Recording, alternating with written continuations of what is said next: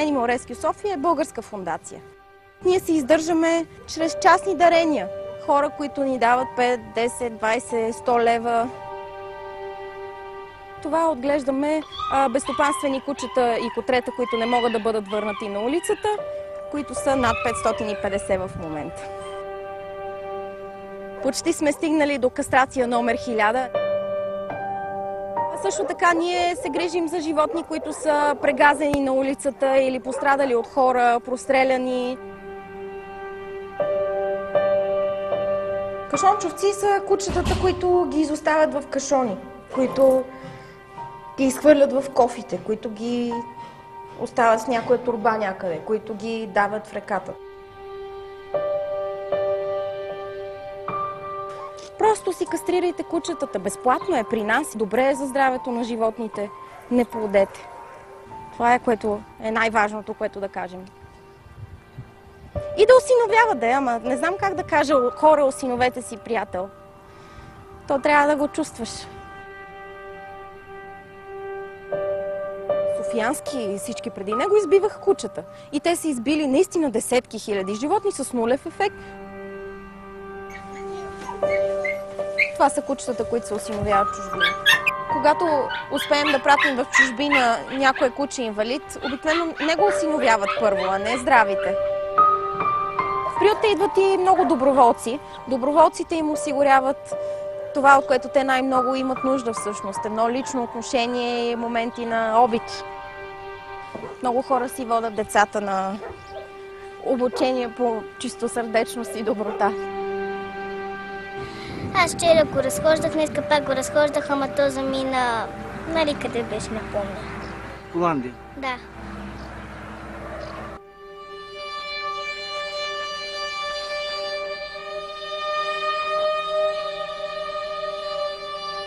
Хората, които работят тук, всъщност те ни извикаха. Ние не знаехме какво се случва тук.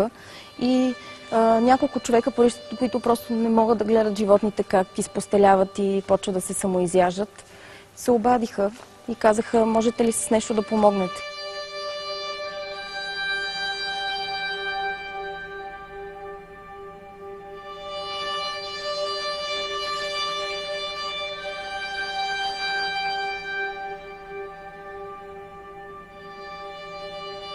Повечето хора, които са работили тук, са работили много години. Това не са новоназначени хора. И те са видели как това място, което е било нещо голямо и работещо и грандиозно, постепенно е почнало да загива. И от хора, които са произвеждали нещо, те са станали пазачи или свидетели на една разруха. И същото се случва и с техните кучета. Има нещо общо в съдбата на тия два вида. Нали, тъгата на това място е голяма.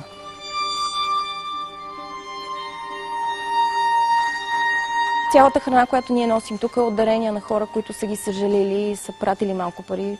Купуваме храна, наливаме олио отгоре, за да има повече калории и ги храним. Кастрираме една голяма част от тях.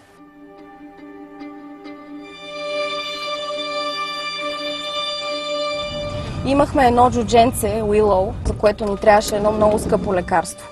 И тогава събирахме и получихме един такъв пощенски запис с един разтреперен, разкривен почерк, лекарство за Willow, 3 лева. Като си представиш кой човек го е видял и му се е трогнало сърцето и решил да му помогне. Хора, бе. Хора и животни. Всякакви. И добри, и лоши срещаш. Лошите са повече, добрите са по-вдъхновяващи. В Кремиковци кучетата носят имената на карниски, на хората. Тошо е кръстен на един колега, който е съкратен в момента. Какъв е хубавец. Кинозвезда си вече, Тошо. И е най-доброто куче на света. Помияри. Няма разлика между помияри и домашен. Разликата е получаваш ли обич или не получаваш. Това е все едно да кажеш, че едно дете от дом не става за дете. Дете си е.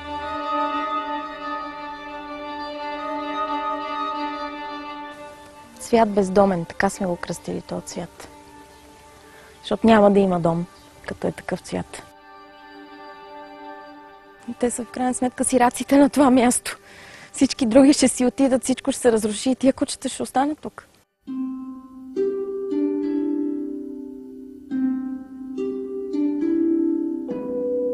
Те са направени от нас за нас.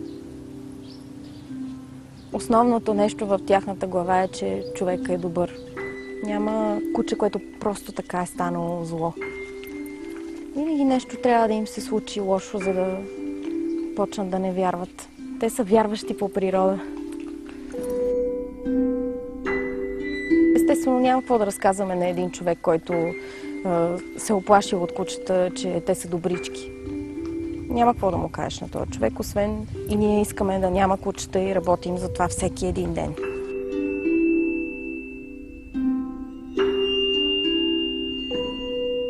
Това е с което ние можем да помогнем и го правим. Много ще се радваме други хора да правят това, което те могат. И всеки, който иска да се включи, да ни помогне, е добре дошъл. Ние сме доброволци, не сме някаква институция.